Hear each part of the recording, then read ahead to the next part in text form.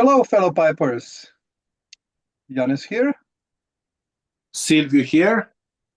and welcome to our 20-minute pipe show. Welcome. What are you smoking, Silvio? I'm smoking some Gawith Hogarth Best Brown #2. It's a Virginia Burley. No Lakeland Essence or anything else. One of my all-time favorites. And I'm smoking this Paul Winslow pipe.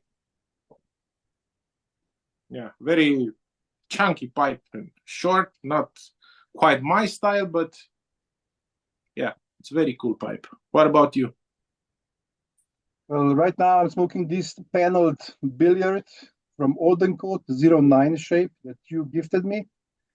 And in it, I have like 1/3 of the bowl of Amphora Kentucky. And then I prepared this 320 from Savinelli, silver line made for Huber shop in Munich. And in it, I have McBaron's HH Vintage Syrian. Yeah, McBaron. The news, McBaron is going down. I mean, the factory in Denmark. Yeah, like Bruce Springsteen sang, going down, down, down. Going down, down, down, down, down. Yeah, they're all going down. Eventually, if the anti-tobacco regulation will continue this way, eventually all the tobacco, meaning being produced in this official way, will be removed from the market. Yeah, but I think, first of all, it will be like in that Highlander movie. There will be only one. I think towards the end, there will be one huge conglomerate that will make all the blends. I mean, they will keep only the essential blends from each company, each brand, and make them under the same roof. Yeah. All of them tasting similar. Yeah, losing their originality, let's say. Yeah, for all the blends, they will use more or less the same component tobacco sourced from the same area, and this diversity is getting lost, you know? Let's say for this Saint Bruno tobacco, this tobacco was made by Ogdens of Liverpool back in the days. An old, strong tobacco company in UK, and somehow it got into the hands of McBaron, like Three Nuns and some other Capstan and so on. So not only that, just few of those really old blends are still being produced. Now, those companies that are producing them are changing the ownership, and especially with the STG, that is, which is a corporation, the corporate mindset, and just maximizing the profit, meaning that all those blends that are not meeting their standard or quantities and sales and so on will be removed. I mean, I'm not just talking like that because we had a STG present here in Slovenia, and I know how they operate. They will give you conditions like certain quantity of or number of tins, pouches, or certain kilograms or pounds of tobacco you need to buy in a certain year or time frame, and then you need to sell them at that time. Otherwise, they are like, it's not worth it to them, you know? Yeah, but how strange, they just bought McBaron 6 months ago with quite a lot of millions of euros, I think. They bought it just to close it, and yeah. And sadly, if it's purely capitalism, purely or savage capitalism. Yeah, I mean, it's more or less the same as in other fields of industry, business, services, and so on. Yeah. this company buying other companies to own them, and with that to remove the competition and maybe maximizing the profits a little bit more. And those you can see that these companies who are more into the, let's say that they are family owned or family run, let's say, they don't look that way. If they don't earn that additional 1,000 euros, pounds, dollars, or they're not making fuss about it, and they're not just always, you know, they still have enough profit so they can leave and invest and so on. Like McBaren, what was in 2019, just before the Corona, they acquired Planta from Berlin. So German company producing different blends like Presbyterian and their own blends and some other Wellauer and they there were actually two companies in Planta, and one of them was for distribution and the other one was for the production of the tobacco, and the one that is for the production of tobacco was closed, and the production of the blends moved to McBaren. Yeah, HU, it's not made by Hans Wiedermann. No, it's been made by Cope Tobacco. Yeah, again, changed hands and made by different people with different sourced tobaccos than Hans Wiedermann probably used. It's the same story. It's everything is getting uniformized, or I don't know how to put it. Yeah. It even happened to Samuel Gowit. I was very curious why Samuel Gowit blends are not the same as 15 or 20 years ago. And I really did some research. I actually asked some YouTubers that are old YouTubers that I know they have the same love for Samuel Gowit as I have, and they also noticed they are not as cooked anymore. The tobacco is more green. It's more tongue bitey. Something happened, and I wanted to know what happened. And I found an article with the Samuel Gowit people talking about when they moved production to Gowit Hogarth. They moved it because they didn't have anyone to take over the company.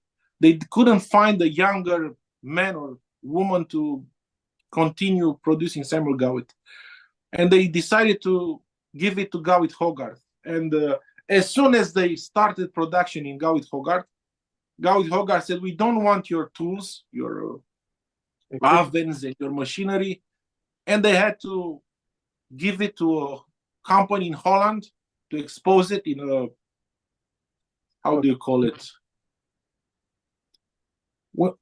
When you go to see paintings and stuff like that. Not in gallery, but in museum, you mean? In a museum, yeah, because they didn't want it.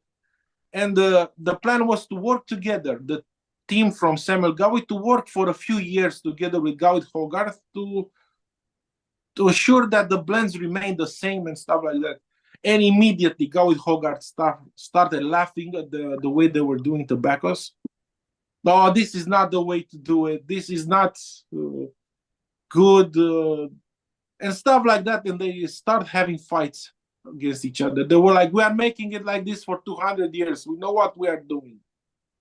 Yeah, but our way is better. Our Virginia is better and stuff like that. Your tobaccos are too wet because people complain that the Samuel Gowit were too wet. But they are wet because they are not using propylene glycol and humectants and stuff like that. People didn't understand. They wanted less wet. Now you got it, and it's worse. And stuff like that. And they changed the way they used to be done, Samuel Gowit. And I was right. Something has changed, and the blends are different. Even full Virginia flake, it's not even comparable to 15, 20 years ago.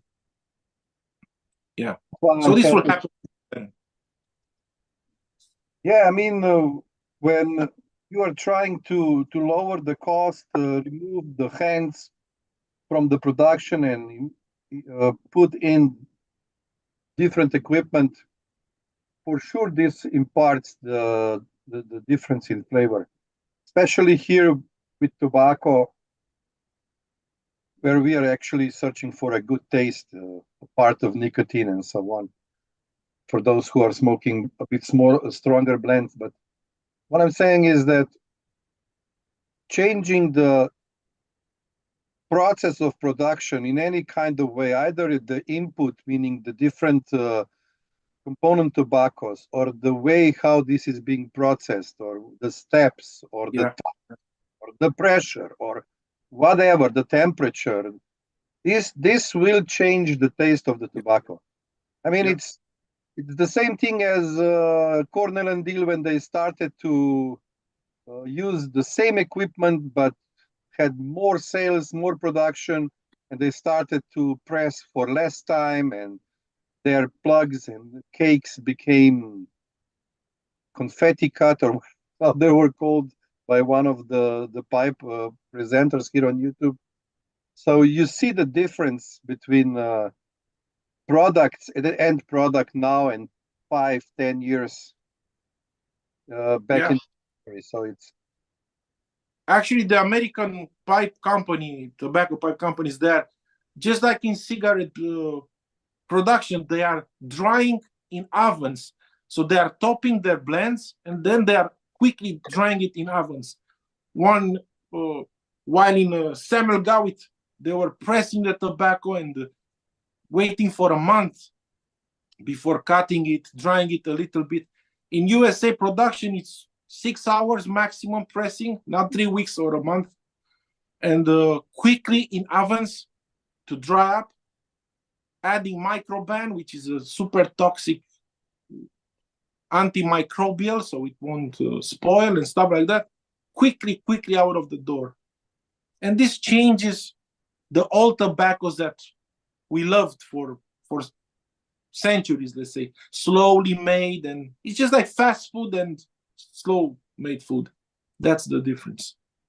yeah. I mean, the idea behind the businesses is that they would like to have the most of the so maximum profit for minimum investment.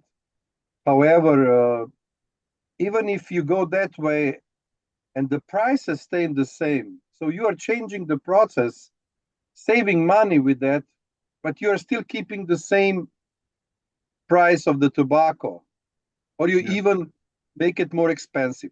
And I'm not talking about the part of the tobacco taxes that the countries are putting on the tobacco, but this is I mean, they are slowly but surely lowering the quality of the tobacco, but the prices are the same or higher. This is the problem, you know. Yeah. People, they don't understand that we will be willing to pay more for better product. Mm-hmm. If the product would stay the same, of course. Yeah. The products are not the same. And the companies are just trying to reinvent all possible ideas how to either stay in business or to how to save more money, lower the cost of the production, lower the cost of people being employed there. You know, it's like putting a robot in the production. I watched a documentary about U.S. company that started to use robots in the production, and the guy, it was a French company that provided those robots. And they said, look, you see this big hole here? There was like 200 people working here 2 years ago. No? Yeah. And now we have numerous robots, and we have maybe less than 10 people who are just servicing and taking care of the robots. And I understand that in certain industries, this is the way to go. But when we are talking about taste, it's something totally different about taste. That's why even companies, if I go to spirits distilleries like this, prosper because they are doing everything on their location, employing more people than usually in the distilleries, doing it by hand and so on. So if you want to charge people the same or higher money for less for your product, you need to keep up with the quality or increase the quality, not just lower the quality, save the cost, and this is it what you're offered, and that's it. You can take it or leave it, because this is happening with STG when they are buying other companies. I understand that there are economical reasons for this, why McBaron sold and why STG bought them. I understand that, but the problem is that we are getting less and less blends with that. There is less diversity. Even if McBaron would not earn additional, I don't know how much, they would still be able to produce these blends. But when the STG is buying them, now they will review all the blends, review what they already did, because before they bought them, I'm sure they came in and went through the books and so on. So which blend is and which services the McBaron is providing, and subtly and so on in the pipe tobacco field or the cigar field, which of them are bringing more money and so on. So it's just about keeping what is good and, let's say, deleting what is not so good or so profitable, and that's it. But Profitable, yeah. but we as customers who are investing money in taste, not in the way how the car is being made or how the certain machine is being made, but in taste, in that we are using our tongue and nose and so on to actually taste the aroma of the product, of the tobacco. It's like food. Do you see uh, going into a really good restaurant? Do you see robots cooking there or what? I mean, it's not. It's still human. Yeah, I think there are only two companies that still make everything by hand. It's Gawit and Samuel Gawit and maybe Germain's. Yeah, but Hans Wiedermann, I think he used to do it like this, but now he's not making them anymore. So these handmade products in tobacco, pipe tobacco, I think it's going under, and yeah, it's not profitable anymore. I don't even know. McBaron or STG, meaning Orlik, Vio Larsen, those companies, they already use a lot of machines. If you look at how they are adding aroma to the tobacco, how they are cutting the tobacco, and so on. I mean, it's all being done by machine. Of course, it's very intensive labor if you would want to do something like that with your hands, but they're already using and helping themselves with a lot of machines and stuff like that. But still, at the end, even if they are using machines, you would like to see the end product being of high quality. It's not that we have to pay higher and higher taxes, but on the other hand, we are getting lower and lower quality of the product. So diversity in the companies producing stuff like, in this case, pipe tobacco, is something that we preserve, not to actually drive or focus on the monopolies like STGs and so on. So this would be my take on this. Anyway, we look at this problem, it's going bad for pipers at the end, and the prices will only go up. You won't have the competition, so somebody who can give you lower price and maybe keep the prices down a little bit, like for the US pipers, this tobacco, sorry for the glare, 100-gram tin, 31 euros 90. Yeah. 31 euros 90. Yeah. Here in Europe. I don't know how much is. I would have to check in US. So not to drag. Probably half. Yeah, probably.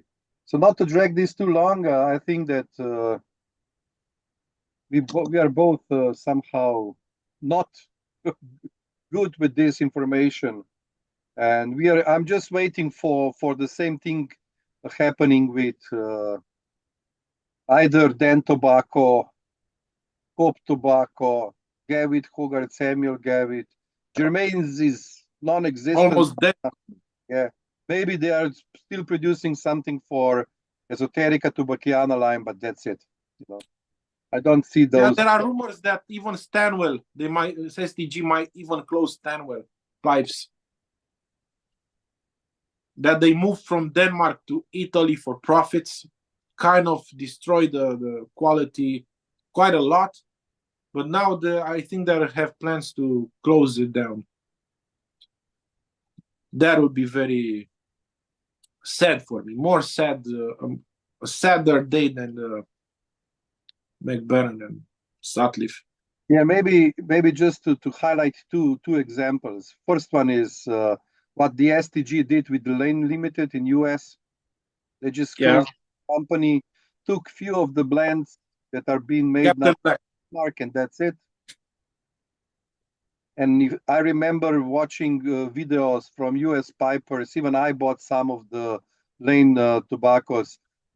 A lot of them smoked Lane blends. Now they are all more or less gone. And the second one would be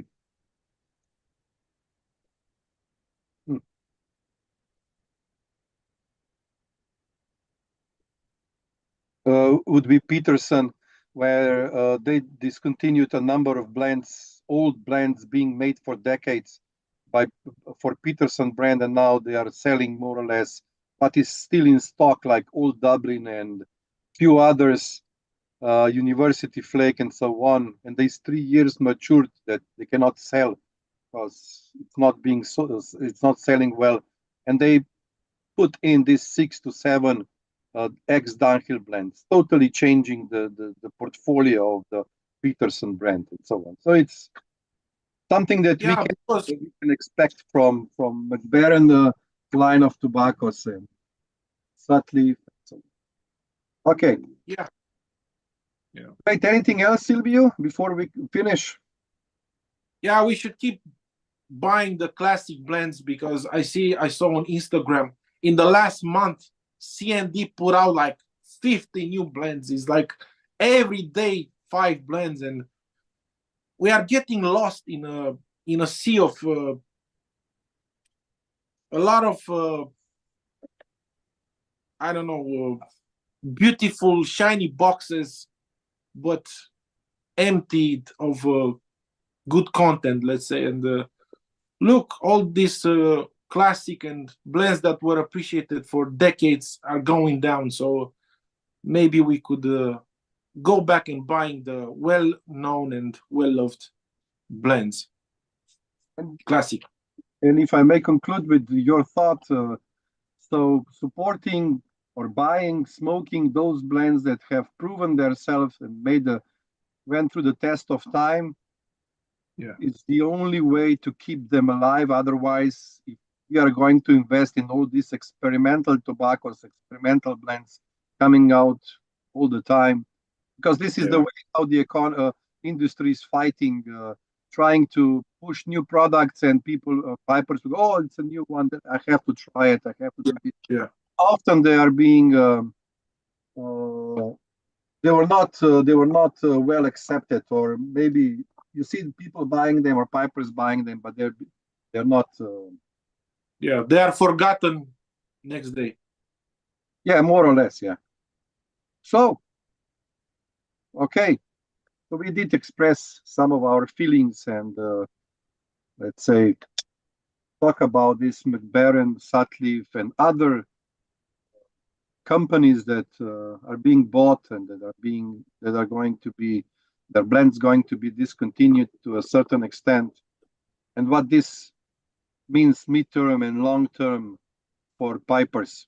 So I hope that you have all stocked up, or you will stocked up on different blends that you like to enjoy. Otherwise, you are either going to pay much more than now, or you're going to have to select some others because the ones that you're maybe smoking are going to be discontinued. So this will be it for today. Thank you for watching this episode of the 20-minute pipe show, for sticking with us, and until we meet again, I wish you all a lot of pleasant smokes.